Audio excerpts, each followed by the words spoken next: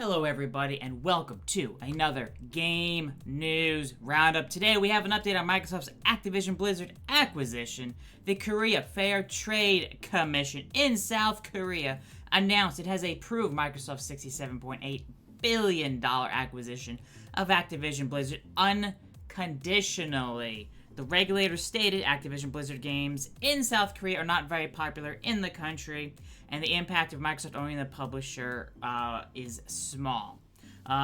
So a direct quote from their findings, from their report, the combined market share of games developed and distributed by Microsoft and Blizzard is small. The popularity of Blizzard's major games in Korea is not as high as overseas, and there are a number of popular game developers that competitors can deal with alternatively, so there's no possibility of foreclosure to exclude competing game service companies. Even in the event of a blockade, the effect of converting consumers to its service subscribers is minimal due to the low popularity of Blizzard's games, specifically in South Korea, and competitors have a significant market share, so there's no risk of exclusion from competition.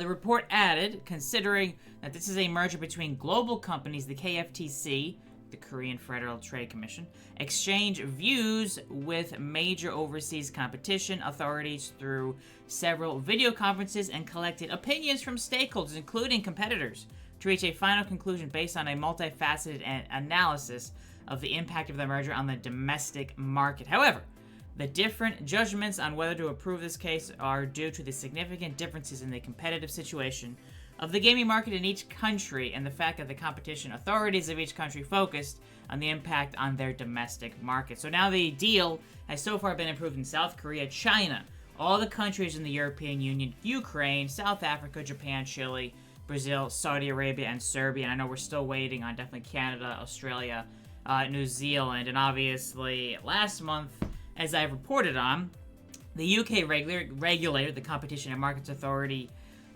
did reach a verdict of blocking the deal, but Microsoft today has opened up its appeals process with the Competition Appeal Tribunal.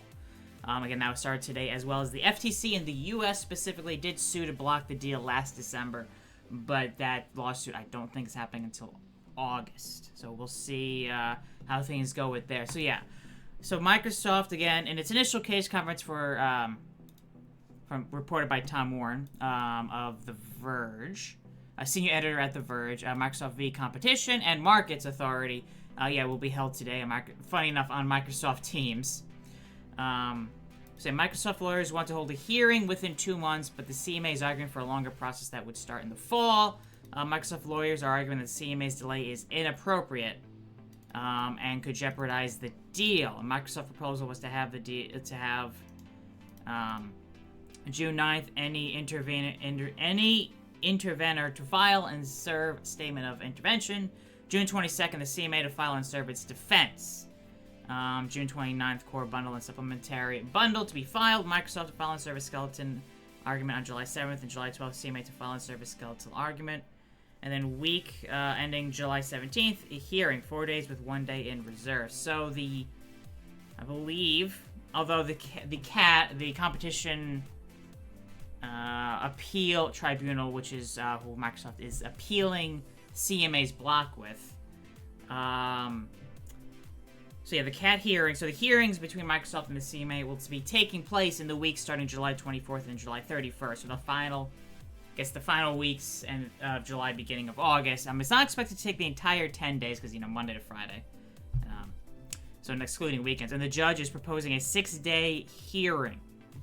So that would potentially be, we got July 24th through the 28th, and then the 6th day would be the 31st of July, and then potentially to the end of that week, August 4th. So maybe we'll have more updates then on the UK part of Microsoft's Activision Blizzard acquisition, and we'll see how things go.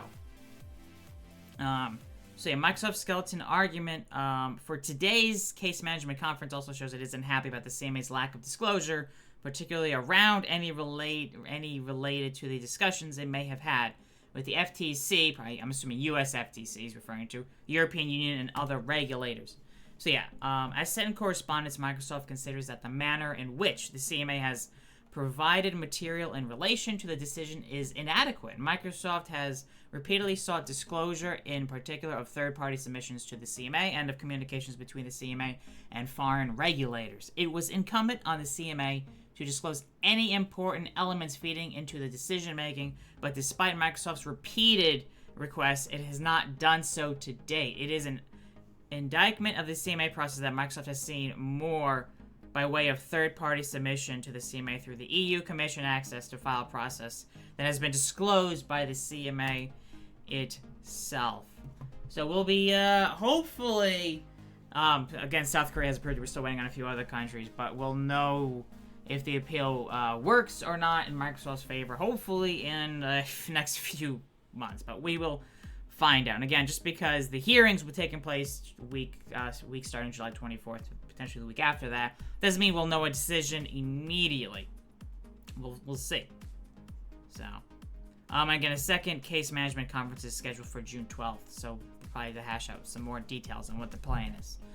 And last week, we might as well quickly report on this, because might as well report on all the Activision Blizzard stuff going on. EU Antitrust Chief, in a speech last week, discussed the reasons as to why the European Commission approved the deal. So yeah, the European Commission performed a thorough investigation into the merger as it looked at the potential impacts on gamers today as well as in the future. These include gamers on PC, console, and mobile devices. Occasionally, we reach decisions that are not aligned with every other jurisdiction, referring to the fact that the European Union approved the deal and the UK blocked the deal. So I'd like to take a few moments to set out why we believe the Microsoft-Activision merger, with appropriate remedies, which Microsoft did set several remedies of signing deals with cloud streaming services. 4 of them, I believe, at least so far. It is not only compatible with the single market, but in fact represents a positive development in the gaming market, is what the European Commission has decided. No one doubts that this was a landmark transaction in the gaming industry. Gaming is a dynamic market that impacts millions of consumers in Europe. Probably hundreds of millions of consumers in Europe play games, I'd assume. So the deal deserved a thorough investigation, understandable. We looked at impacts on gamers today and in the future, whether they play PC, console, or on their phones. We focused on the development of cloud streaming, which will play an increasing role in how consumers access games. The European Commission did drop its concerns over the video game console market, as Sony sells 4 times as many PlayStations and Microsoft sells Xboxes in the European Union specifically. So in the countries in the European Union, PlayStation outsells Xbox 4-1. An important finding was that the overall market share for Microsoft and Activision was generally low. In Europe, it's only when you look at specific segments like shooter games that you get to above 20%. And for console, Sony sells about 4 times more PlayStations than Microsoft sells Xboxes. With this context, we do not think the merger raised a vertical issue. I'm told Call of Duty is a very popular shooter franchise, but we found that Microsoft would probably not shoot itself in the foot by stopping sales of Call of Duty games to the much larger PlayStation player base. Or our colleagues at the CMA agreed with us and ultimately reached the same conclusion. So yeah, European Union and CMA both dropped issues with console market, and the issues they focused on was cloud gaming. And the remedies Microsoft has in place was enough for the European Union to approve it, but was not enough for the UK CMA to approve the deal. The European Commission did express concerns with cloud gaming market and was worried Microsoft would make Activision games exclusive to Xbox cloud gaming. However, with Microsoft signing multiple 10-year deals with cloud streaming services, this was enough for the European Commission to approve the deal.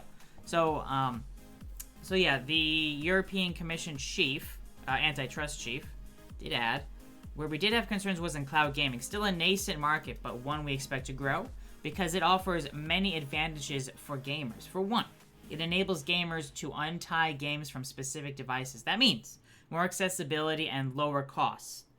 So cloud gaming deserves an in-depth assessment. This was a common concern because, like us, the CMA focused on this market. Of course, one thing with cloud gaming, you need fast enough internet for it to work reasonably well. But obviously, in 10, 20 years, internet speeds will keep increasing, keep improving, and more people have access to faster internet speeds. We were worried that Microsoft would make Activision games exclusive to its own cloud gaming service. This would have restrained access to games and strengthened Windows' position as an operating system.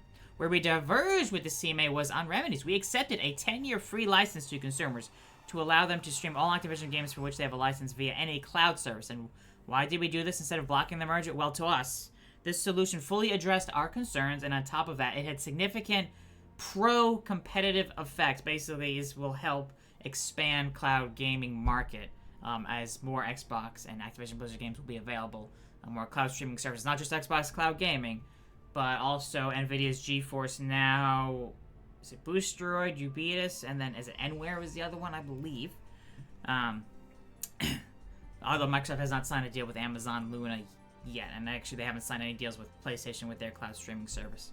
Not that I would expect Sony to sign any deal anytime soon with Microsoft about getting their games on the cloud streaming service on PlayStation. Anyways, consider the merger situation where Activision does not license its games to cloud services. So yeah, Activision games are not available on cloud streaming services right now. This deal would mean it would be available on cloud streaming services. So in this case, the remedy opens the door for smaller cloud services in the European Union to offer big games on their platforms, widening choice for gamers. The merits of this remedy was recognized across the spectrum by developers, by cloud gaming providers, by distributors, and of course also by consumer groups. This is because it unlocked the potential of the cloud gaming market. In other words, with our remedies, Belgian gamers may soon be able to play Call of Duty with their Telenet internet connection through Belgium, and they could do so using a cloud gaming service that has not yet been launched. Again, let me emphasize that these types of remedies are the minority of our cases by far, but when they work, why deprive ourselves of the option? This is what useful enforcement is all about. On the other hand, when they are too complex and difficult to monitor, we pass. Major transactions have been halted because of our rigorous approach to access remedies. Remember the NVIDIA ARM merger that was abandoned last year, or Illumina Grail that we blocked. In closing, we would like to say a few words about cooperation. Despite a divergent outcome, cooperation with other agencies around the globe on the Microsoft Activision review was excellent. It involved not just the UK, but also Canada, US, Australia, and New Zealand. Again, we're still waiting on Canada, Australia, and New Zealand's decisions, which hopefully will be coming the next month or two. So yeah, the Antitrust chief concluded, our mission is to accompany that transition one merger at a time. It is to find solutions that keep the game fair for all players and working closely together with sister agencies as we do so. That is our Call of Duty. And Microsoft has begun releasing some of their games. I believe it's on a couple of services so far. Let me just take a quick look. I want to say it was GeForce Now. Yeah, Microsoft has begun releasing games on GeForce Now, and I believe Boosteroid was the other one, or will be soon. So yeah, I think I've reported on this previously, but Xbox games on PC will start launching on the cloud streaming service Boosteroid starting on June 1st, so later this week, with Deathloop, Gears 5, Grounded, and Pentiment as the first games that will be available, and more games will be added on a consistent basis, similar to GeForce Now, which launched with, on May 20, Gears 5 was available on May 18th, and a week later, May 25th, Deathloop, Grounded, and Pentiment will be made available on this service, so those 4 games that will be coming to Boosteroid on June 1st are now all available on GeForce Now. And more games, again, will be added over time. I believe they said at a somewhat consistent basis. So GeForce Now members will be able to stream PC games from Xbox Game Studios and Bethesda purchased on Steam or Epic Games Store, and be available to use on PC, Mac, Shield TV, Android devices by visiting play.geforcenow.com on Chromebook and iOS Safari.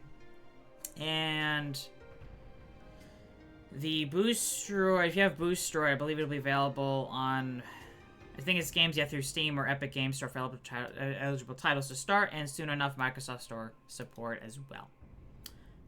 But yeah, that's going to do it for today's Game News Roundup. Again, South Korea has approved Microsoft's Activision Blizzard acquisition. If you enjoyed this video, be sure to hit the like button. Be sure to subscribe. Thank you all so much for watching. I'll see y'all next time for some more gaming news, gaming sales, and other gaming industry information.